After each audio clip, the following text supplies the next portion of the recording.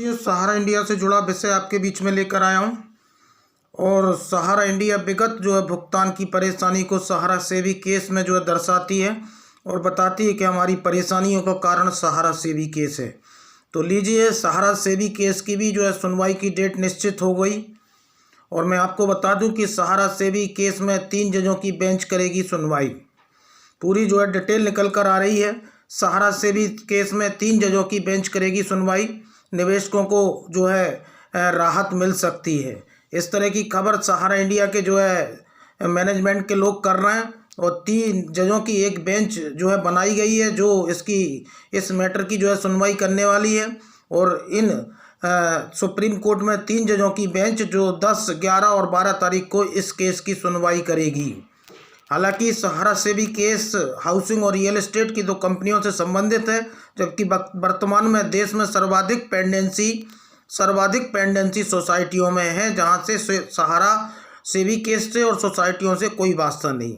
RTI के माध्यम से सेवी पर जो लगाई गई थी उसमें उन्होंने बताया कि सोसाइटियों का नियामक सेंट्रल रजिस्ट्रार है और उसको भुगतान वहीं से होगा और सेवी से दूर दूर तक वास्ता नहीं है। लेकिन सहारा प्रबंधन से जुड़े डायरेक्टर, इनके लोग हर बार भुगतान की परेशानी में सेवी का जिक्र करते हैं। मैं आपको बता दूं कि सुप्रीम कोर्ट ने वेणुगोपाल द्वारा उल्लिखित किए जाने पर 7/12/2022 को सहारा सेवी अवमानना मामले में 412, 413 2012 में लिया गया है और इसको जो है सूचीबद्ध किया। इस कोर्ट ने जो है 3 न्यायाधीश इसकी जो है सुनवाई करेंगे। इसमें जो है माननीय न्यायमूर्ति संजीव खन्ना, दूसरे जो है माननीय न्यायमूर्ति MS जो है सुंदरेश और माननीय न्यायमूर्ति श्रीमती बेला M त्रिवेदी।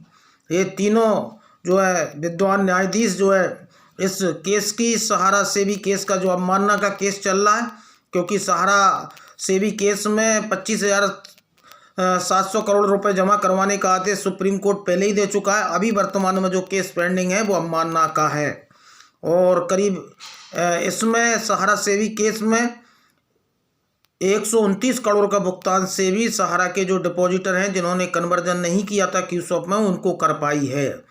तो 31 मार्च तक ये जो है मामला सूचीबद्ध हुआ है और 10, 11, 12 तारीख को इसकी जो है सुनवाई हो सकती है।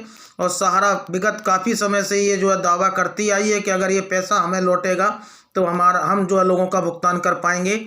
तो सहारा का ये भी जो है मिथक टूटने वाला है और ये भी जो है सुनवाई होने वाली है। लेकिन क्या इसमें कुछ प्रश्न भी हैं। क्या सहारा के 13 करोड़ जमाकर्ताओं का भुगतान हो पाएगा?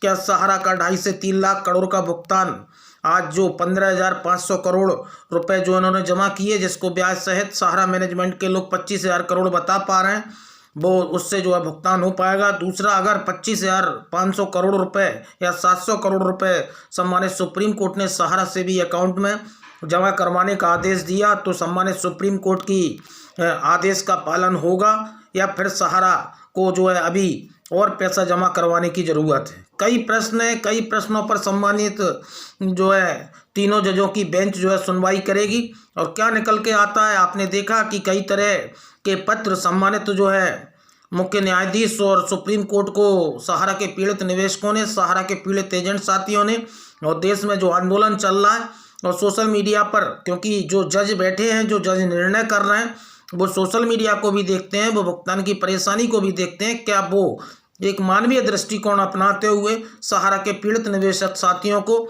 उनको भुगतान किस तरह से मिले और किस तरह से उनकी दुश्वारियां दूर हों, ये इसको जो है सोच लेंगे और कानूनी जो है अमली जामा पहनाने में सहारा के पीड़ित निवेशक साथियों को मदद करेंगे। चूँकि सोसाइटियों का मुद्दा भी जो है सुप्रीम कोर्ट में पहुँच चुका है। अब देखिए, अभी तक सहारा के लोग देश के अलग अलग जो है सेवी के ऑफिसों में जाकर ज्ञापन दिए, देश के कई सांसदों को ज्ञापन दिए, लेकिन नतीजा नहीं निकला। नतीजा निकलेगा कोर्ट से ही। और सहारा सेवी विवाद अलग, 2 हाउसिंग और रियल एस्टेट का विवाद है जो वर्तमान में अवमानना का केस है और इसमें 3 सदस्यीय जजों की बेंच इस पर जो है लगातार जो है सुनवाई करने वाली है। अब आगे देखिए क्या निकलेगा। न्यूज़ दुनिया चैनल मैं आपको बता दूं कि सहारा सेवी केस और सोसाइटियों का भुगतान दोनों जो है अलग अलग मैटर हैं और दोनों की जो है नियामक अलग है।